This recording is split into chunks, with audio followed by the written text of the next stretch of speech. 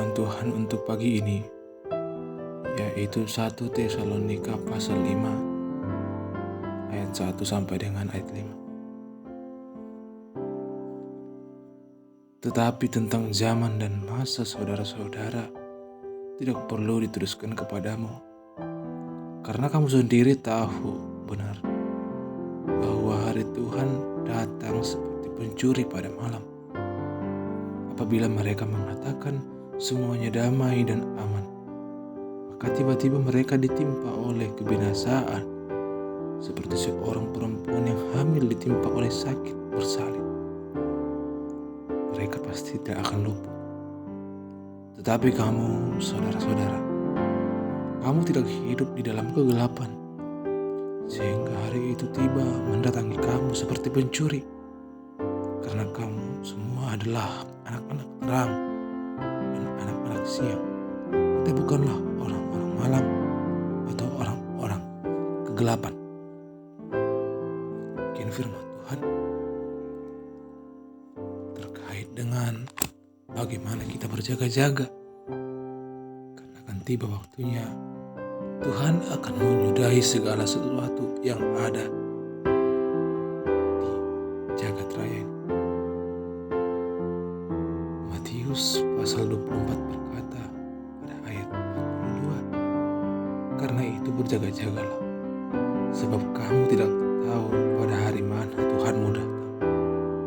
Tapi ketahuilah ini, jika tuan rumah tahu pada waktu mana pada malam hari pencuri akan datang, sudahlah pasti ia berjaga-jaga dan tidak akan membiarkan rumahnya dibongkar. Sebab itu hendaklah kamu juga siap sedia, karena Anak Manusia datang pada saat yang tidak kamu duga. Lalu, apa yang hendak kita persiapkan terkait bagaimana kita berjaga-jaga akan hari-hari terakhir yang ada pada saat ini? Tuhan selalu membimbing melalui Roh Kudus, tapi seolah-olah kita tak pernah mendengarkan apa bimbingan Tuhan melalui firman-Nya, melalui ayat-ayat Alkitab yang selalu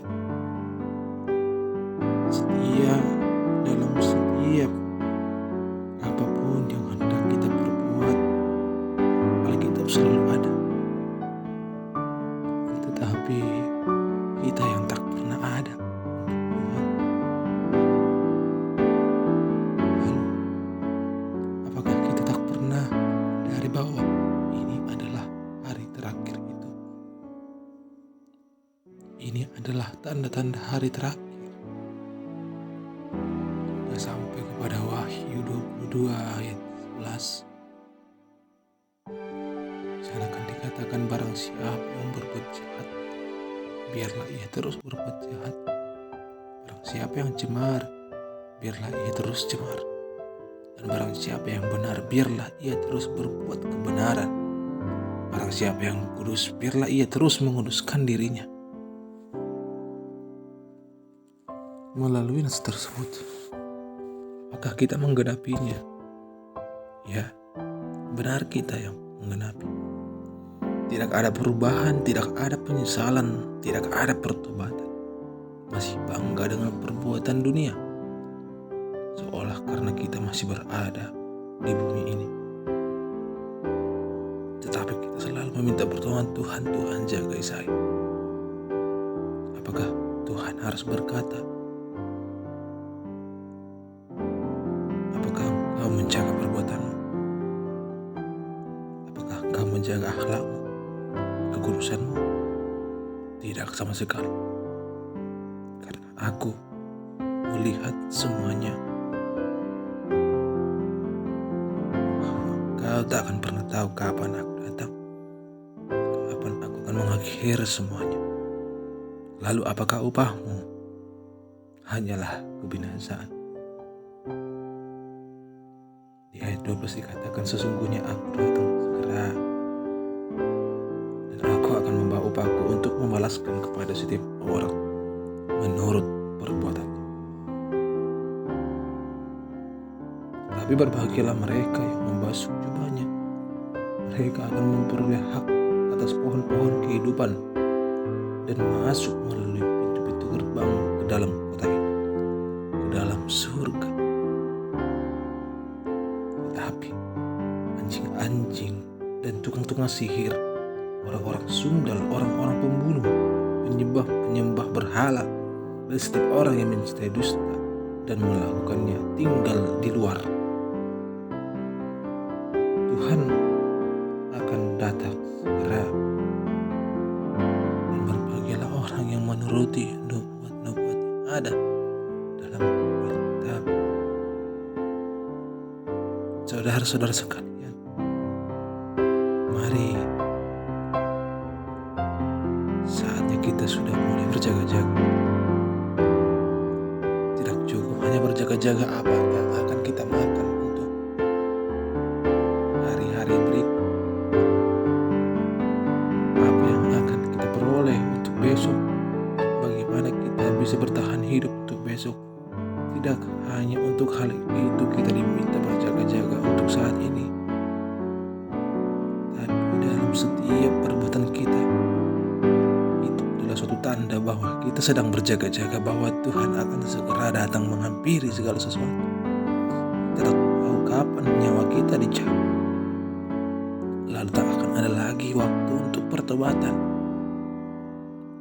karena setelah kita mati tidak akan ada lagi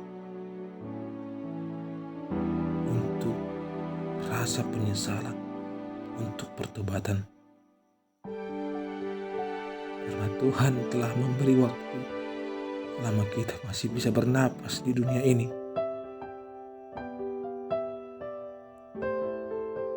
Para hamba-hamba Tuhan berjalan memberitakan Injil, memikul salibnya, itu oleh karena benar-benar bahwa Tuhan ada. Rasul Paulus berjalan memberitakan segala sesuatu dan menerima berbagai penderitaan. Apakah bukan sia-sia jikalau Tuhan itu tak ada? Akan tetapi itu panggilan Tuhan. Maka saat ini Tuhan masih menerima penyesalan. Tuhan tak akan ingat lagi masa lalu kita kalau kita mau menyesali segala perbuatan kita. Jangan pernah tunggu tiba waktunya. Jangan pernah tunggu tiba waktu untuk perubahan sendiri. Jangan pernah katakan mungkin belum saatnya untuk berubah, karena hari esok kita tak tahu. Apakah Tuhan memberikan kita nafas kehidupan? Apakah kita masih bisa melihat terang, melihat terbitnya matahari? Apakah kita bangun dari tidur kita sudah berada dalam dunia kematian?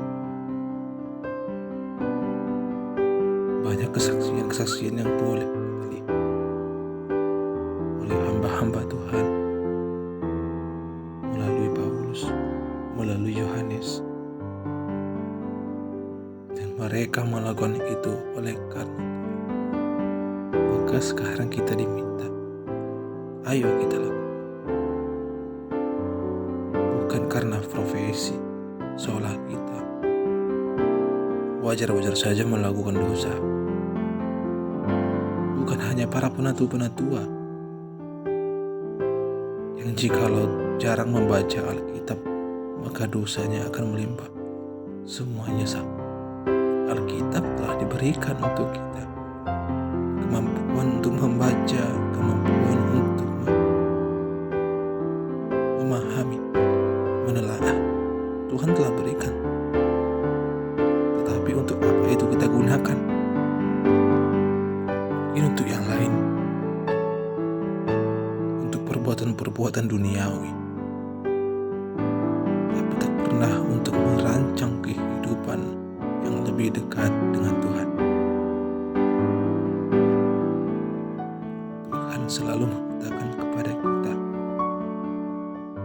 bahwa janji pengampunan dosa akan selalu Ia berikan saat kita mau berbalik kepada Tuhan. Dan sekarang saatnya Tuhan minta kita kembali kepadanya.